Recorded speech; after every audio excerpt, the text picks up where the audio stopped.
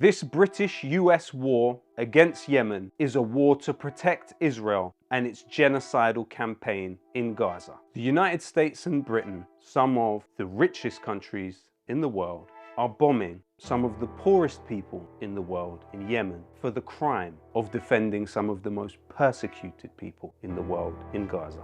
Britain could use diplomacy to solve these issues, but instead it sneaks and scuttles across the region working for Israel. Britain and the United States bombed 73 locations in Yemen last night. Are shipping containers more important than human lives? Joe Biden is now the 4th US president in a row to have bombed Yemen. Britain has had a role meddling, invading, and airstriking Yemen since 1839. Today we are in a situation where the war on Yemen represents a continuation of the last decade of war in the country. It's believed 377,000 people were killed. 85,000 children are believed to have died of starvation across the last decade or so in Yemen, thanks to the British and US-backed war. During that period, British-trained pilots dropped British-made bombs from British-made planes with targeting help coming directly from British officers. You even had the use of British-made cluster bombs, which were produced in the 80s but are now considered illegal. These were used by British-backed forces on the people of Yemen. The main company which benefited from that war in this country was BAE Systems, with around $20 billion worth of sales to Saudi Arabia. BAE Systems launched an advertising campaign at the time aimed at children, where aircraft technicians, the very aircraft technicians that would be operating on the planes sold to Saudi Arabia to bomb Yemen with, would be reading children's stories. Once upon a time, a father and 2 children lived by a lake, next to a deep, dark forest. We cannot forget that components for the F-35, which Israel is using in its genocidal war on Gaza, are produced in this very country. We look at Israel sniping women in a church in Gaza. The components for the sniper rifles were sold to them by the British, and the very sniper rifles themselves were sold by the British. We also are constantly being told that this is about protecting civilian life. Are all those ships that the Yemeni armed forces have intercepted civilian? The very first ship that the Yemeni armed forces seized in the Red Sea was a vessel known as the Central Park. The Central Park was owned by Zodiac Maritime. Now, Zodiac Maritime is a British registered company owned by the Offer family, the richest family in Israel. This company and this family were revealed by the Times newspaper over a decade ago to be ferrying elite units of Israeli intelligence across the region to carry out assassinations.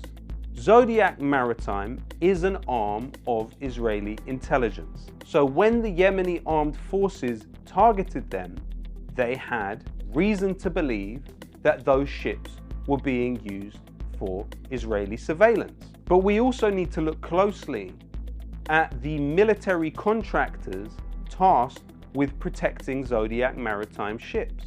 The company is none other than British security and intelligence firm Ambry, a security company which is staffed by former high-ranking employees of the British Ministry of Defence. For example, James Hopkinson, prior to working for Ambry, he was the assistant head of counter-terrorism at the UK Ministry of Defence. Another key figure at Ambry is none other than Harry Pearce, previously an operations manager with the British military. So here we have a British company staffed by former British military personnel protecting an Israeli-owned British shipping company which has been reported to act for Israeli intelligence in the Red Sea. This is certainly not the civilian target that Keir Starmer and others make it out to be. And besides, It's a very strange world when we look at shipping containers as civilian targets, but not hospitals, schools, churches, and mosques in Gaza. Countries like Yemen, Iraq, Libya, Afghanistan, across our lifetime have functioned as cash cows for the military-industrial complex. The war on terror on average consisted of the US and its allies dropping 46 bombs per day. Do we think that more bombs on a country in the Middle East will bring anything but profits for the worst of humanity? A great man once said, they've got money for wars but can't feed the poor.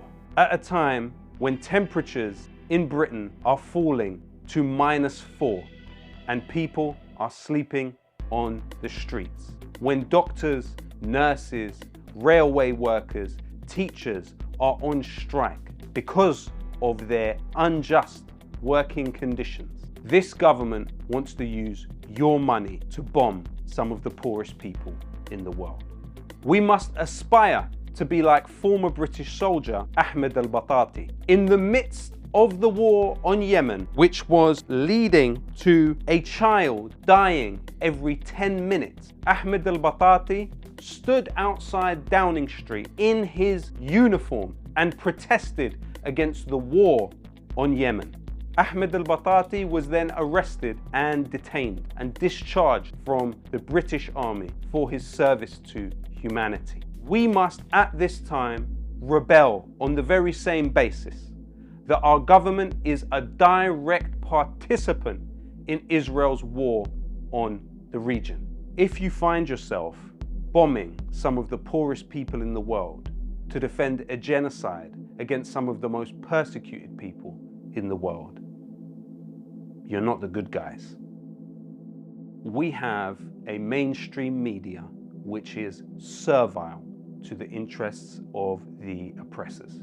For that reason, we have to support alternatives which can break that dominance on the narrative. So I would ask that you support Double Down News now through Patreon and continue to allow Double Down News to present the view from below.